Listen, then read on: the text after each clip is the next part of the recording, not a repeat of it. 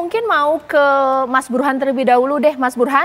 Kalaulah saat ini pola koalisi untuk pilkada, nggak ada yang bisa ketebak. Nunggu ya pasti tes ombak, tes calon dan lain-lain. Itu artinya fungsi koalisi dalam kontestasi pilpres dan juga pilkada ini sebagai tim hore, atau kalau supaya tidak dibilang tim hore, mereka harus berani mengusung poros yang baru untuk pilkada. Seperti apa, Mas Burhan?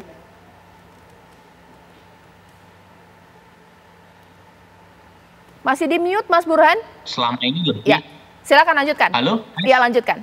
Ya, jadi koalisi terkait dengan pilkada sejauh ini lebih berkaitan dengan proses nominasi dan pengusungan calon sebelum untuk memenangkan proses kontestasi elektoral. Jadi koalisinya itu semata-mata menempatkan partai sebagai kendaraan untuk bisa maju dan memenangkan kontestasi pilkada.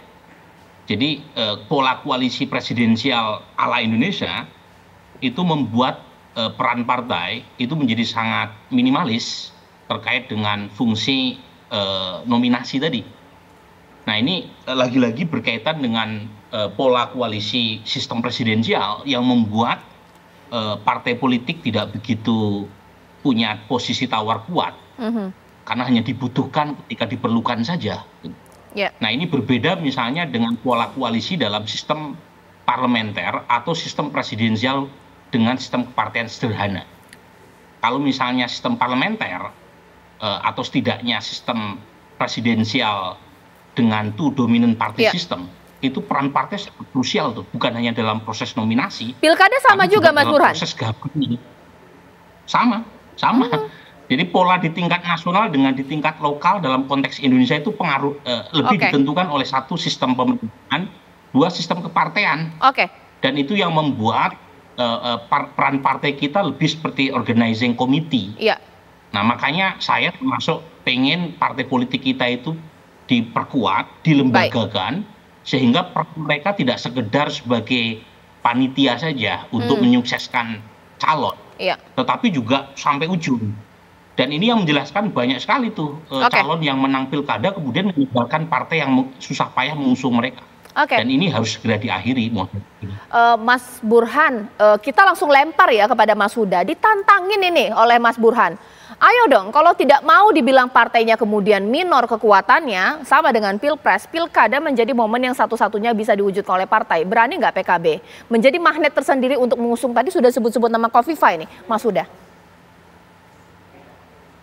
Ya berani, kan termasuk pilkada ini akan diskenariokan oleh PKB menjadi bagian dari proses rekrutmen kader terbaik di PKB untuk masuk di eksekutif. Menang kalah saya kira bisa menjadi hitungan berikutnya. Jadi di beberapa daerah kami akan bikin semacam laboratorium politik di mana apa yang tadi disampaikan oleh Mas Burhan menjadi salah satu cara kita bagaimana pilkada menjadi proses rekrutmen pelembagaan politik partai melalui kader terbaiknya untuk didorong di dalam pilkada baik wali kota maupun bupati. Itu pula yang kami sampaikan tadi itu Mbak Caca, bahwa misalnya di Jawa Timur kami pastikan kami akan membuat poros koalisi tersendiri berbeda dengan yang beberapa partai yang sudah mengusung Mbak Khofifah misalnya. Di Jawa Tengah juga sama, jadi kami pastikan kader kita untuk maju juga untuk berkompetisi di sana. Jadi apa yang menjadi semacam koreksi dan evaluasi dari pelaksanaan pilkada yang terlaksana beberapa waktu yang lalu, termasuk yang menjadi evaluasi kami di internal PKB. Dan salah satu yang sedang kami rumuskan adalah kami ingin pastikan pilkada menjadi laboratorium untuk mendorong kader-kader terbaik kita maju supaya ada proses pelembagaan di mana partai politik menang kalah di dalam pilkada saya kira tidak menjadi tujuan paling utamanya, tapi yang terbaik dari proses pilkada adalah partai mendorong kadernya berkompetisi secara baik dan sehat untuk bisa maju di dalam pilkada gubernur maupun wali kota dan bupati. Ya, pertanyaan yang sama saya tanyakan kepada Mas Huda ini, berani nggak Partai Golkar mengusung koalisi sendiri atau mungkin dari tokoh yang diajukan kemudian menjadi magnet untuk membentuk koalisi atau poros baru? Bang Doli. Pak Huda atau saya? Iya Bang Doli, sorry Bang Doli. Oh ya, iya. Saya tadi tidak pernah mengatakan bahwa kita tidak akan melanjutkan ya, koalisi yang sekarang sudah kita bangun di pilpres itu di pilkada. Ya, itu sangat mungkin gitu. Tetapi nanti kita lihat ya, apakah memang bisa terus tanpa ada perubahan konfigurasi atau kemudian memang ya, bisa terjadi perubahan-perubahan menyesuaikan situasi kepentingan yang ada di daerah tempat kita akan melaksanakan pilkada itu. Nah, jadi kalau bagi Golkar, ya Golkar sebenarnya sudah mempersiapkan pilkada ini juga kurang lebih dari 1,5 tahun yang lalu. Ya, kami sudah punya 1.050-an nama yang sudah kita godok dan kemarin juga sudah bertugas membantu Partai Golkar dalam antara pilpres dan pileg. Sekarang kita sedang mengevaluasinya.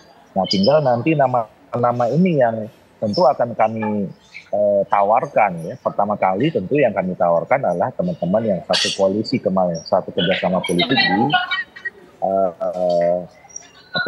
di pilpres ya.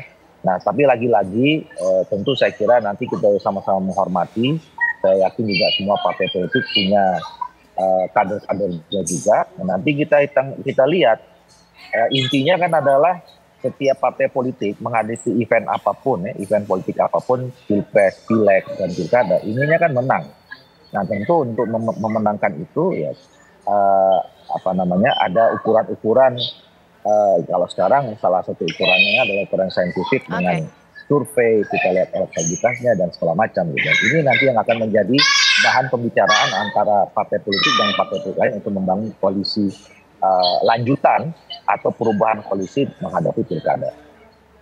Oke, nanti saat lagi saya tanya kepada Mas Umam bahwa intinya bahwa kita masuk ke dalam logika berpikir partai politik, intinya kami mau menang.